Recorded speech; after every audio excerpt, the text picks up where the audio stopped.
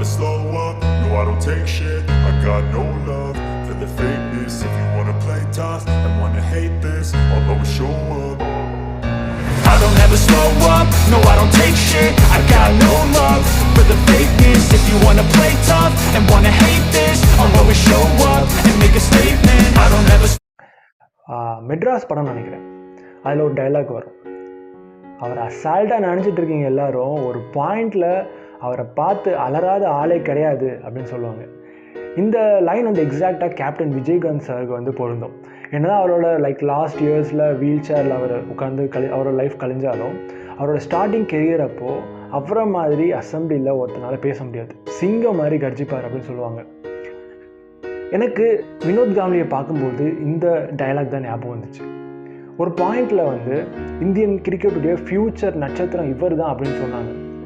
சச்சினெல்லாம் சாப்பிடுவான் சார் இவன் அப்படின்னு சொன்ன ஒரு ஆள், என்ன டேலண்ட் சார் இவனுக்கு இருக்குது, தூக்குங்க சார் இவனை அப்படின்னு சொன்ன ஒரு ஆள். இந்த க்ரௌட் புல்லிங் பிளேயர் அப்படின்னு சொல்லுவாங்க ஸ்போர்ட்ஸில், அதாவது அவர் வந்தாலே க்ரௌடில் அவருக்குன்னு ஒரு ஃபேன்ஸ் இருக்கும், அந்த மாதிரியான ஒரு பிளேயர் தான் வினோத் காம்லி. ஸோ இப்படி சொன்ன ஒரு பிளேயர் இப்போது அவருடைய கரண்ட் சிச்சுவேஷன் எப்படின்னா பிசிசிஐ கொடுக்கக்கூடிய பென்ஷனை நம்பி தன்னுடைய வாழ்க்கையை ஓட்டிகிட்ருக்கார். அவருடைய வாழ்க்கையை என்ன மாதிரியான நிகழ்வுகள்லாம் நடந்தனால அவருடைய அந்த ஒரு கெரியரை இப்படி வந்து லாஸ் பண்ணார் அப்படின்னு நம்ம பார்க்க போகிறோம் இந்த வீடியோவில். அதாவது கிரிக்கெட்டுக்கு அவன் பிறந்தவன் சார் இவன் அப்படின்னு சொன்ன ஒரு ஆள், அவ்வளோ டேலண்ட் உள்ள ஒரு ஆள், அவ்வளோ ஸ்டைலிஷான ஒரு பிளேயர் ஒரு ஆள். சச்சினெல்லாம் வந்து இவர் கூட கம்பேர் பண்ணவே முடியாது அப்படின்னு சொன்ன ஒரு ஆள். ஸோ இந்த வீடியோவில் the rise and fall of Vinod Kambli. So இவரோட லைஃப்லேருந்து நம்ம கற்றுக்க வேண்டிய ஒரே ஒரு விஷயத்த நான் வீடியோ முன்னாடியே சொல்லிடுறேன். ஒரு மோட்டிவேஷனல் கோட்ஸ் எனக்கு ஞாபகம் வருது. Hard work beats talent when talent doesn't work hard. So talent மட்டுமே இட்ஸ் நாட் இனஃப், அது கூட இன்னும் சில ஃபேக்டர்ஸ் வேணும். அது இல்லாத ஒரு காரணத்தினால்தான் வினோத் காம்லியோடைய ஃபுல் பொட்டன்ஷியலை அவரால் யூஸ் பண்ண முடியாமல் போச்சு அப்படின்னு சொல்லலாம். தளபதி படத்தில் வர மாதிரி சூர்யா தேவா மாதிரி சச்சின் அண்ட் வினோத் காம்லி அவ்வளோ ஒரு திக் ஃப்ரெண்ட்ஸ். ஆனால் ஒரு பாயிண்டில் வினோத் காம்லி வந்து ஸ்டேஜில் எல்லாரும் முன்னாடியுமே சச்சின் இஸ் மை எனிமி அப்படின்னு சொன்னார். அதுக்கான காரணங்கள் என்ன?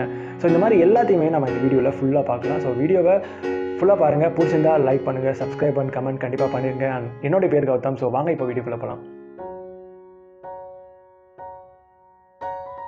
January 18, 1972 மும்பையில் ஒரு சாதாரண ஒரு மிடில் கிளாஸ் ஃபேமிலியில் தான் வினோத் காம்லி பிறக்கிறார். அவங்க அப்பா வந்து ஒரு மெக்கானிக். தான் பையனுக்கு சின்ன வயசுலேருந்து கிரிக்கெட் மேலே இருக்கிற ஒரு ஆர்வம், அவனுடைய அந்த டேலண்ட் அண்ட் பொட்டன்ஷியலை உணர்ந்த அவங்க அப்பா வந்து அவனை வேகமாகவே கிரிக்கெட்டுக்கு வந்து சேர்த்து வர்றாரு. அவனுக்கு தேவையான எல்லா விஷயங்களுமே இயர்லியாகவே அவர் பண்ண ஆரம்பிக்கிறார். ஸோ அவர் படித்த ஸ்கூல் வந்து சாரதா ஆசிரம் வித்யா மந்திர். ஸோ அங்கே தான் வந்து லெஜெண்டரி கோச்சான ரமகாந்த் அச்ரேக்கரை வந்து மீட் பண்ணுறாங்க. பின்னாட்களில் இவருக்கு வந்து துரோணாச்சாரியர் அவார்ட்லாம் கிடச்சிச்சு.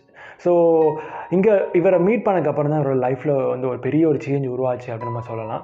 1988 இது வந்து வரலாறில் மறக்க முடியாத ஒரு விஷயம், கிரிக்கெட் வரலாறு அப்படின்னு சொல்லலாம். ஸோ வினோத் காம்லியும் சச்சினும் சேர்ந்து ஒரு ஸ்கூல் மேட்ச்சில் 664 ரன் வந்து பார்ட்னர்ஷிப்பில் அடிக்கிறாங்க.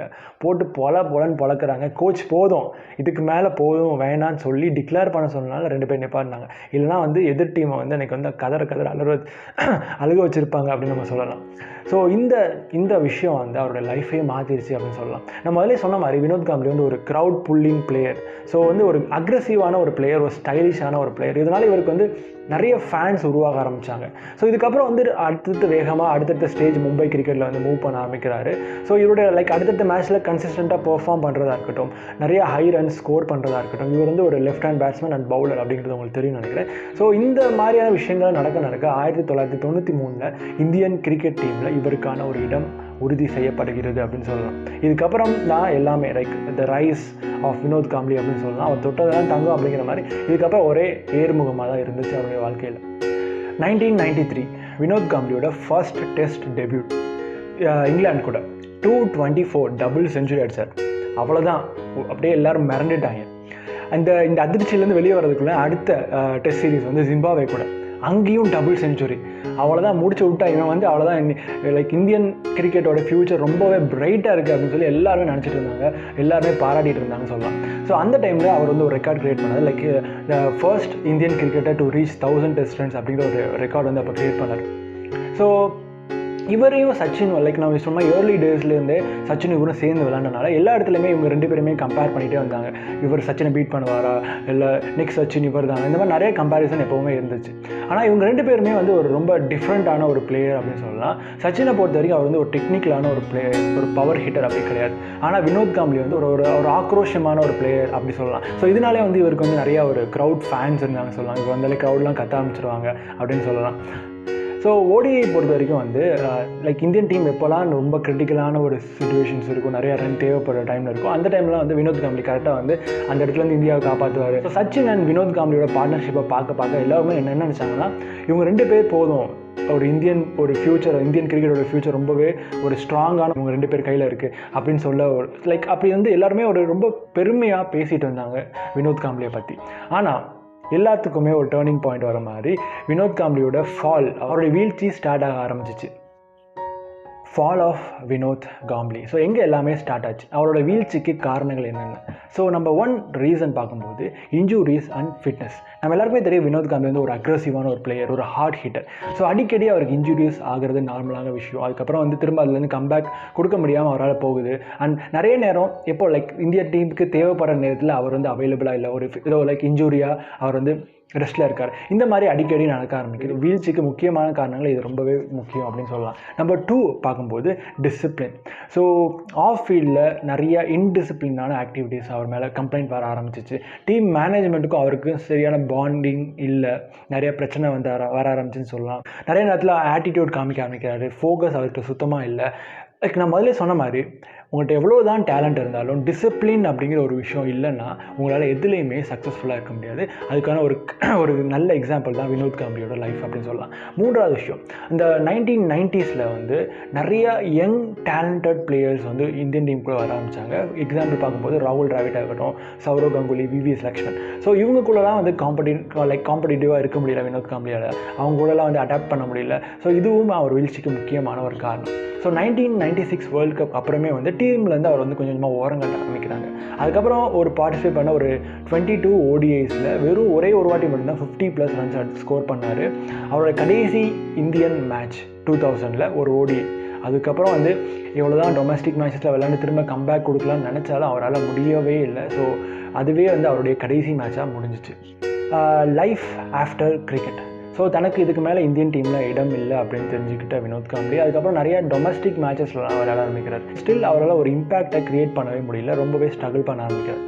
அதுக்கப்புறம் வந்து ஒரு கோச்சிங் அகாடமி ஸ்டார்ட் பண்ணி கோச்சிங் பண்ண ஆரம்பிக்கிறாரு, கிரிக்கெட் கமெண்ட்ரி கொடுக்க ஆரம்பிக்கிறார். பட் எதுலேயுமே அவரால் ஸ்டேபிளாக இருக்க முடியல, அவர் கெரியர் வந்து ஃப்ளக்சுவேட் ஆகிட்டே இருக்குது அப்படின்னு நம்ம சொல்லலாம். திடீர்னு மீடியாக்குள்ளே வர ஆரம்பித்தார், நிறையா ரியாலிட்டி ஷோஸில் பார்ட்டிசிபேட் பண்ணுறாரு, இன்டர்வியூஸ் கொடுக்குறாரு, தன்னோட லைஃப் ஸ்ட்ரகிள்ஸை பற்றி நிறைய பேருக்கு சொல்கிறாரு. அது மாதிரி பிக் பாஸ்லேயுமே கூட பார்ட்டிசிபேட் பண்ணார். ஸோ இது எல்லாமே பண்ணுறதுக்கான ஒரு முக்கியமான காரணம் தான் இழந்த தன்னுடைய இமேஜை வந்து திரும்ப கொண்டு வரதுக்காக ட்ரை பண்ணுறாரு, ரீஎஸ்டாப்ளிஷ் பண்ண ட்ரை பண்ணுறாரு. ஆனால் அதில் வந்து பெருசாக சக்ஸஸ்ஃபுல்லாக ஆகலை, ஒரு சின்ன சக்சீட் தான் அவளுக்கு கிடச்சிச்சின்னு சொல்லலாம். தன்னுடைய ஃபைனான்ஷியல் ஸ்ட்ரகிள்ஸை பற்றி ஓப்பனாகவே பப்ளிக்கில் பேச ஆரம்பிக்கிறார். தான் எவ்வளோ கஷ்டப்படுறோம், தன்னுடைய இன்ஜூரி சர்ஜரி கூட தன்ட்ட ரூபா இல்லை, அது உண்மை தான். ஆக்சுவலாக அவருடைய ஃப்ரெண்ட்ஸ் தான் நிறைய டைம் வந்து அவருடைய சர்ஜரிஸ்க்கெலாம் ஃபைனான்ஷியலாக ஹெல்ப்ஃபுல்லாக இருந்திருக்காங்க அப்படின்னு சொல்லலாம். அவருடைய லைக் எப்போவுமே ஒரு தலைப்பு செய்தி அவரை பற்றி ஏதாவது வந்துகிட்டே இருக்கும், ஒரு தப்பான ஒரு ரீசனுக்காக, அதாவது ஏதாவது கான்ட்ரவர்சியாக இருக்கும், தன்னுடைய ரிலேஷன்ஷிப் பற்றி வரதாக இருக்கணும், இந்த மாதிரி ஒரு தப்பான ஒரு ரீசனுக்காக அப்பப்போ வினோத் காம்ப்ளியை பற்றி தலைப்பு செய்திகள் வந்துகிட்டே இருக்கும் அப்படின்னு சொல்லலாம். So conclusion. ஸோ அவருடைய வாழ்க்கையிலேருந்து நம்ம கற்றுக்க வேண்டிய சில விஷயங்கள் என்னென்ன. கம்பேரிசன் அப்படிங்கிற ஒரு விஷயம் இருக்குது. ஸ்டாராக இருக்கணும் அப்படிங்கிற அவசியம் கிடையாது. நார்மலாக இருக்கிற ஒவ்வொரு பசங்களும் ஏதோ ஒருத்தவங்களை வச்சு நம்ம கம்பேர் பண்ணி நம்ம வந்து லைஃப் ஃபுல்லாக யாரோ ஒருத்தவங்களும் நம்ம கம்பேர் பண்ணி தான் பேசுவாங்க. ஸோ நம்மளுடைய மென்டல் ஹெல்த் ரொம்பவே முக்கியம் அப்படின்னு ஞாபகம் வச்சுக்கோங்க. அப்புறம் 2வது விஷயம், டேலண்ட். இவனுக்கு இவ்வளோ டேலண்ட் இருக்குது, ஆனால் இவனால் ஷைன் ஆக முடியலன்னு சொல்லி எத்தனையோ பேர் வந்து நமக்கு தெரிஞ்சவங்க இருக்காங்க. ஸோ வெறும் டேலண்ட் மட்டும் முக்கியம் கிடையாது, அது கூட ஃபோக்கஸ், டிசிப்ளின், பர்சீவரன்ஸ், கன்சிஸ்டன்ட், இந்த மாதிரியான விஷயங்களுமே ரொம்பவே முக்கியம். வினோத் காம்ப்ளியோட லைஃப்பை நம்ம பார்க்குறது மூலிமா நமக்கு தெரிய வேண்டிய ஒரு விஷயம் அதுதான். டிசிப்ளின் இல்லாத ஒரு காரணத்தினால, ஃபோக்கஸ் இல்லாத ஒரு காரணத்தினால, கன்சிஸ்டன்சி இல்லாத ஒரு காரணத்தினால ஒரு ஜீனியஸ் இன்றைக்கி எப்படிப்பட்ட ஒரு நிலைமையில் இருக்காருன்னு சொல்லி நம்மளால் லைவாக பார்க்க முடியுது.